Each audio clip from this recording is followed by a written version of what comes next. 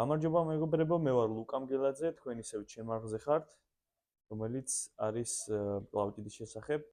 ეს კონკრეტულად მინდა გესაუბროთ, როგორ არასერიოზულად უდგება საზოგადოების გარკვეული ნაწილი კლაუჭიც და რეალურად რა არის და რას თვლიან, რომ არის აი სწორედ ეს ნაწილი. კონკრეტულად რაზე მაქვს საუბარი, მინდა განვავრცო ეს თემა. მეც გახდით დამწყები მკლავჭიდელი და როდესაც გაიგეს ეს ასე ვთქვათ უბანში ან ახლო-მახლო ნაცნობმა პირებმა იყო ესეთ შემოთავაზება, მოდი ხელი დავდოთ უბნის პირობებში, რკინის მაგიდაზე ან თუნდაც ხის მაგიდაზე და მოდი ძმა ხელი გადავწიოთ. ეს ფრაზა ალბათ ყველას გეცნობათ, ვინც ხართ მკლავჭიდით დაინტერესებულები.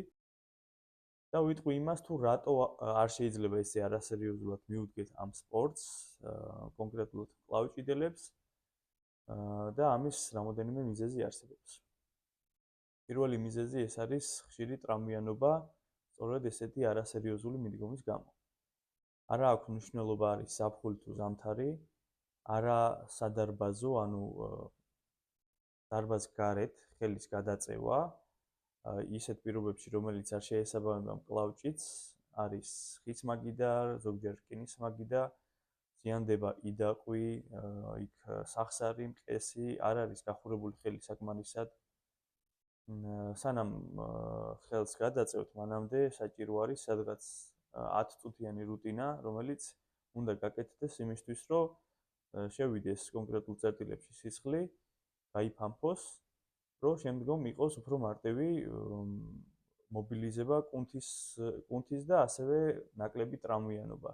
როდესაც შენ ზამთრის პერიოდში განსაკუთრებით, როდესაც გარეთ 5 გრადუსია, შესაძლებელია -, გრადუსიც იყოს, ამ პერიოდში როცა პირდაპირ გაუხურებლად უბანში სადღაც რკინის მაგიდაზე ხელს გადაწევ, დიდი ალბათობით ეს ხელი დაგეტრამვება.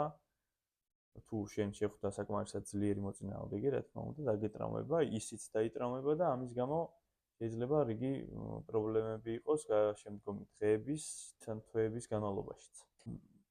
მეორე პრობლემა რაც არის, არ შეიძლება მკლავჭიდით დაკავებულ პიროვნებას ესე შევთავაზოთ ქუჩის პირობებში ხელის გადაწევა, რადგან ის არის მიჩვეული პროფესიონალურად ხელის წევას მაგიდაზე უსაფრთხო გარემოში, აქვს თავისი პოზიცია, აქვს თავისი ტექნიკა, ძალისმიერი მაჩვენებელი, რასაც ვერ გამოიყენებს 9 მეტრის სიმაღლის მაგიდაზე, როდესაც თვითონ იდაყვი ზემოდან არის დაყრდნობილი, პლუს ფეხები მოხრილი აქვს და ჩამჯდარია.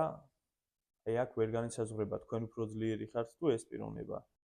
ასე რომ იმედია ეს ვიდეო დაეხმარება ბევრ არამცოდნე ადამიანს შეაცვლევინებს აზრს ამ ყველაფერთან დაკავშირებით და არ ჩაიგდებენ თავს საფრთხეში, არ დაიზიანებენ ხელს, შესაძლოა ეს კატასტროფული და ფატალური შედეგით არ დასრულდეს, რა თქმა უნდა, უმეტეს თუ ეს პიროვნება არ არის სპორტსმენი და არ მისდევს კონკრეტულად კლაუჭიდს, მაგრამ ეს ყველაფერი მკლავჭიდელისთვის და სხვადასხვა სპორტსმენისთვის ძალიან დამაზიანებელია, იმიტომ რომ ესე ქუჩის პირობებში ხელის გადაწევამ შეიძლება რამოდენიმე თვიანი ჩაგდება მისცეს, ან კონკრეტულად რაღაც ტრამვის გამო რაღაც პერიოდი ვარჯიშები გაუწდეს. ამიტომ ნუ ჩავიგდებთ ჩვენ თავს საფრთხეში, ნუ ჩავაგდებთ სხვასაც საფრთხეში, თუ ხელის გადაწევა გვინდა, ავდგეთ, მივიდეთ დარბაზში, კლაუჭიდის დარბაზში და კლაუჭიდის მაგიდაზე გამოვცადოთ ჩვენი ძალები, სადაც იქნება პროფესიონალები, სადაც გავახურებთ ხელს სწორად და გაკეთდება ეს ყველაფერი მეთვალყურეობის ქვეშ. გამოვცადეთ თქვენი ძალები მხოლოდ პროფესიონალებთან, ასე ვიტყვი, და პროფესიონალურ გარემოში. თუ მოგწონთ ჩემი კონტენტი, გამოიწერეთ ჩემი არხი, გააზიარეთ ვიდეო, დაალაიქით აუცილებლად და ხვდებით.